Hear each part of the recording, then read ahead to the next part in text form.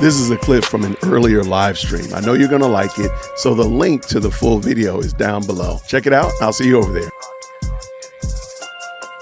There was a press conference that was happening for the American people, but he was signaling to other people who were like in the club to know what they needed to understand about what happened. Do you know what I mean? That's how I felt about Kash Patel's press conference and the things that he was saying.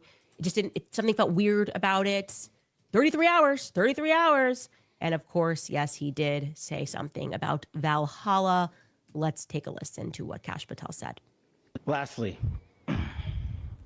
to my friend Charlie Kirk. Rest now, brother. We have the watch, and I'll see you in Valhalla.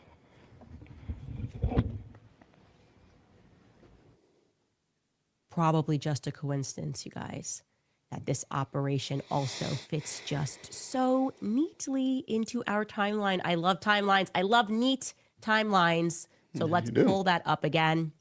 I'm also going to introduce a couple of corrections to yesterday. First and foremost, July 20th, we talked about BTT, which came in for its longest trip. That's correct. From Cairo, it went through to Paris, and then it went to Omaha, Nebraska. I think yesterday I said that it stayed in Wilmington for 6 days. No, it only stayed in Wilmington for one night. It stayed in Nebraska for the longest stretch yet, departing from Nebraska, from Lincoln, Nebraska in particular. And this 6-day stretch of what they were doing in Nebraska. I'm going to stop for a second. I think one of the things that interests me about Candace is Candace has disdain for things that she doesn't know about. She has disdain for things that she just doesn't rock with, if you will. I'm not a big motorcycle fan at all. I don't really care about motorcycles. I know there is a rabid motorcycle community around the world. I know that. Because I don't really like motorcycles, I don't talk trash about motorcycle riders. Most of you all know I'm not a pet person. I don't like owning pets. I don't think I want to own a pet. But I don't talk bad about people who do own pets. I'm allergic to cats. So if you have a cat at your house, I can't come over. But I'm not a big pet person. I don't get it. But I don't talk bad about people who own pets and such of that nature. Candace, when she doesn't understand something or she doesn't like something, because we all know she doesn't like the military, she besmirches it to the point that even when she doesn't know everything about it, like I don't know everything about motorcycles. Harley Davidson names of their bikes confuse me, but I don't talk trash about them. I don't do that. But she will talk trash about stuff that she doesn't know. For example, is it uncommon for the military? Their job is to shoot things at people, right? Either individuals, vehicles, ships, planes, I don't know, satellites. They're shooting things. Is it uncommon for them to go train to be more proficient in shooting? I'm just wondering. It just seems weird. Like, why do you have to besmirch the military and you yourself don't know anything about it? I never served in the military. I will absolutely put all of my understanding at the feet of somebody who does understand the military. I don't understand fully guns, but I'm not going to sit here and pretend like I know everything about a gun at all. Like, come on. It just seems weird how she handles this. You don't know is this training exercise abnormal? Is that abnormal? What was the last training exercise called? Was it called something else, Viking-esque? What's the next one planned to be called? Is this a habit that they name it these places? Like, is that abnormal? Let's go. Actually might offer us a clue, because during this stretch on July 22nd, the Nebraskan Secretary of State, Bob Evans, announced that they were going to put together a trade and investment delegation to Cairo, Egypt. What are the odds? You got this plane from Cairo, Egypt, and we're going to pull this up and show you. And suddenly you got this guy, Bob Evans, and he says, yeah, you know what? Hey, Mods, can you drop John's video from What Do You Mean yesterday? Could you drop that in the chat as well? If you could, moderators. This is exactly what John was talking about. We are now on the 5th piece of information in this video, and we're barely even 10 minutes in. This is the fifth piece of information. And she's just going to overwhelm you with information, and you're just going to start accepting like, oh, it's got to be right because it just is. This is insanity. This is insane. The one thing that has shocked me about Charlie and Turning Point USA is just how many military characters were surrounding him. There's more. There's a lot more that I haven't covered, but I'm painting a picture here for you. Okay. I think the military industrial complex that Eisenhower forewarned of, the military industrial complex that shot JFK to maintain power, has created a veneer of reality for us. And it is not so, right? We are under a veil. I think that these corporations, people that are put at the head of these corporations and we're told that they're geniuses or they're just so successful like Mr. Beast, these are military operations is what I'm signaling to you guys. So be aware of that. I think this military industrial complex has had a lot of actors. We have military grade actors, some of which I think were there when Charlie got shot. Weird behavior from people. The first people to get booked. It was hard to find a student that spoke to a mainstream media news organization on that day. Something's not right. There are too many military players that were surrounding Charlie, and they weren't there before 2018. They weren't there until forces were trying to pull me and Charlie apart. And I had it on my heart to share this with you because I think it will help you when you start to look at things and assess people and they tell you he's a genius. Then you learn that they have, I don't know, a contract with the Department of Defense. He might just be a military grade actor meant to lead a company, because if we all looked up and realized the military owns everything and maybe has owned everything and controlled everything since they shot JFK, well, that wouldn't be a good thing for us to know, right? And we don't know it. We don't know it, but I kind of know. The one thing that has shocked me about Charlie and Turning Point USA is just how many military characters were surrounding him.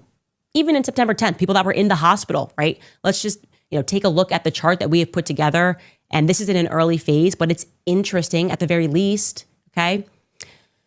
We've got Frank Turek. And Frank Turek, if we want to go through this, we got Andrew Colbert, Rob McCoy, Mikey McCoy, Tyler Boyer. Let's start with Frank Turek, if we have that card. And Frank Turek, again, has been honest, former officer in the U.S. Navy. And then he turned to Christian apologetics.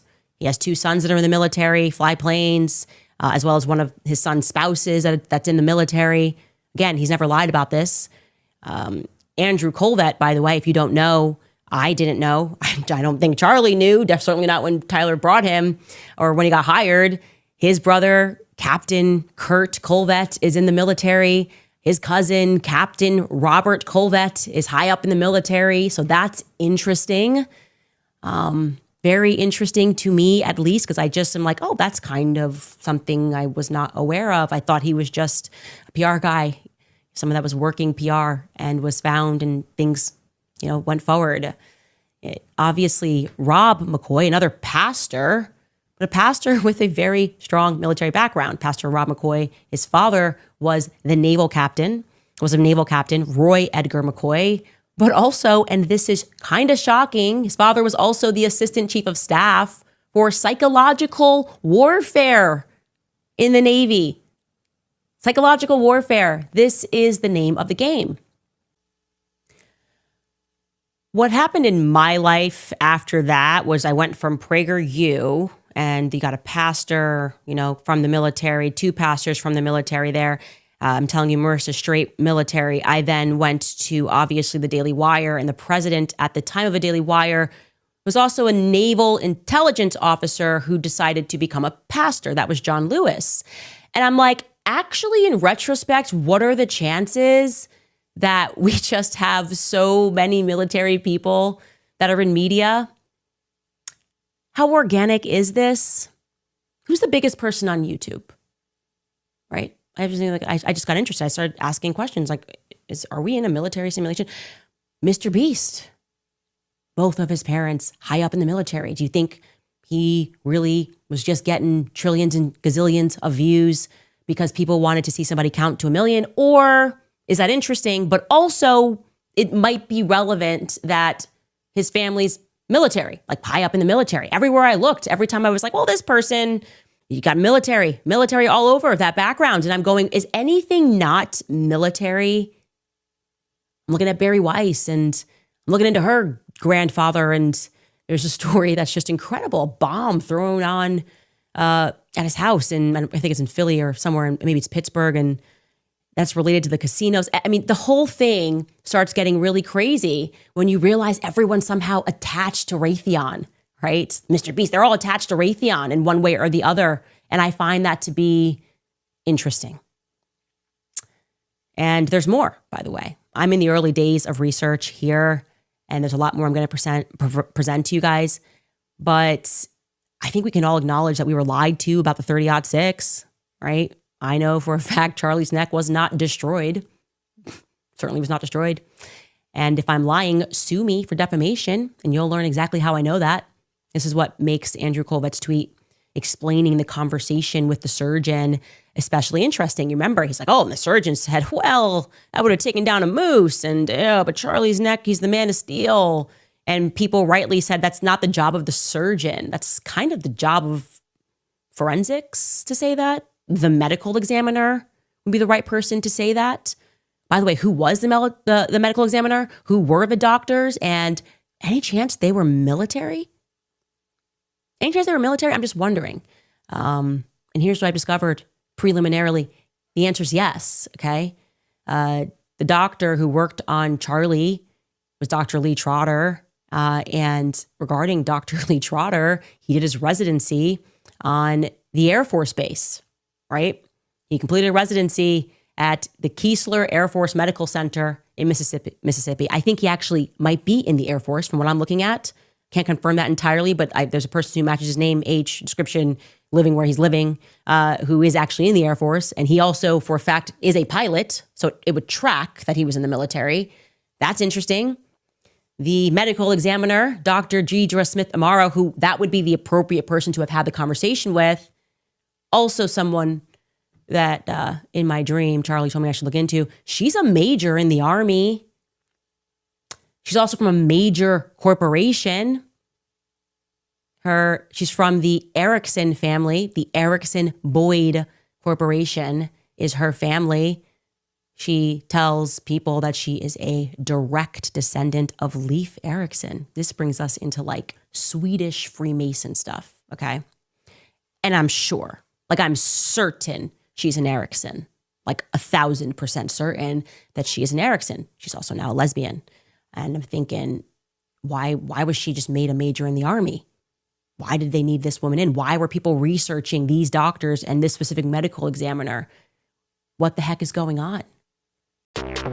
I know you liked that episode. This is actually a clip from a larger live stream. The link is down in the description, so you can go check it out. I hope you enjoyed it, and I'll see you down there. Grace and peace.